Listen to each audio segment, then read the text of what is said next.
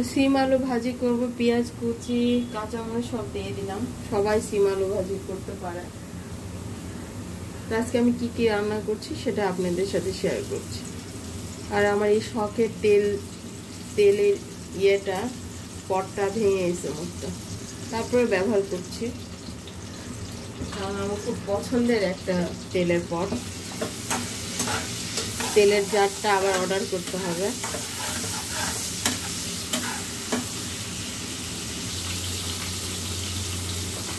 বিসমিল্লাহ।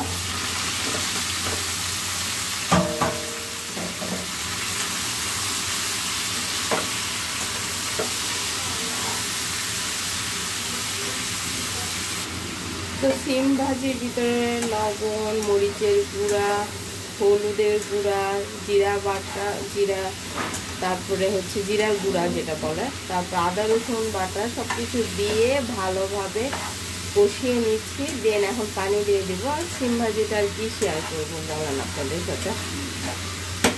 এখন আমি পানি দিয়ে দিচ্ছি। বিসমিল্লাহ।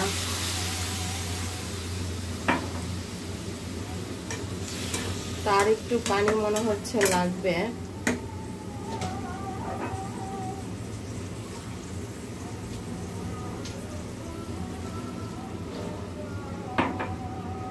তখন আমি ঢাকনা দিয়ে দিচ্ছি। এই তো। আর ভাজিটা কি অবস্থা একটু আপনাদের সাথে শেয়ার করি। এই যে রসটা কিন্তু শুকিয়ে এসেছে, আরো পোড়া পোড়া করে একদম নামিয়ে ফেলবো। তো ময়া মাছের ভাজিটা একেবারে হয়ে গেছে। কালারটা কিন্তু ক্যামেরায় ভালো আসছে না, কিন্তু খালি চোখে এত সুন্দর কালার আসছে। আর একটু চেখে দেখলাম, লবণ মরিচ সব কিছু পারফেক্ট হয়েছে, আর স্বাদ অনেক সুন্দর হয়েছে। আর এই তো সিম ভাজিটা হয়ে আসছে।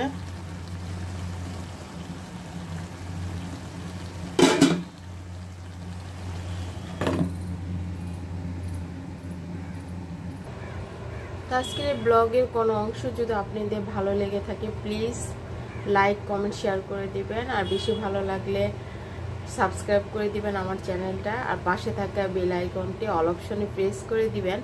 তাহলে নিত্য নতুন যে ভিডিওগুলো আপনাদের সাথে শেয়ার করছি সেগুলো নোটিফিকেশন আপনাদের কাছে চলে যাবে। সবাই সাথেই থাকবেন, পাশেই থাকবেন, আর ভিডিওটি দেখতে থাকবেন।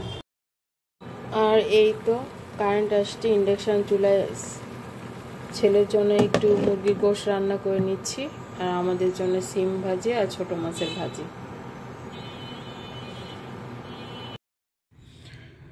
তো এই তো এখন 3টা বেজে গেছে, 3:13 বাজে। এখন নামাজ পড়ে ওঠার পরে ভাতটা নিলাম। এই যে টমেটোর সালাদ শুকনো মরিচ দিয়ে পেঁয়াজ সরিষা তেল দিয়ে মাখিয়ে নিয়েছি।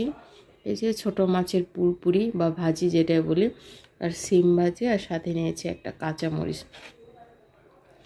তো এখন আমি খেয়ে নেব। প্রথমে সিম ভাজি দেখাই।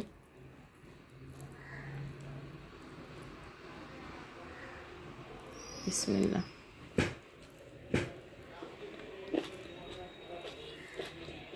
এখন ওই যে বিচি বিচি সিম।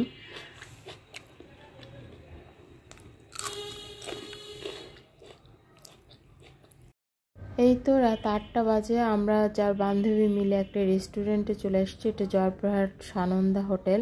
এখানকার মোগলাই এত মজার, অনেক বছর পরে এই মোগলাইটা খাচ্ছি। একদম মানে 2টা ডিম দিয়ে এই মোগলাইটা বানানো হয়েছে।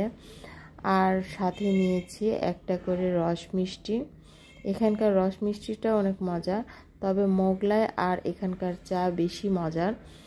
জয়পুরহাট সানন্দা হোটেলে যে চা খায়নি সে অনেক মিস করবে। তো অনেক বছর পরে আমরা খাচ্ছি, আর আমরা 4 বান্ধবী মিলে গল্প করছি, আড্ডা দিচ্ছি।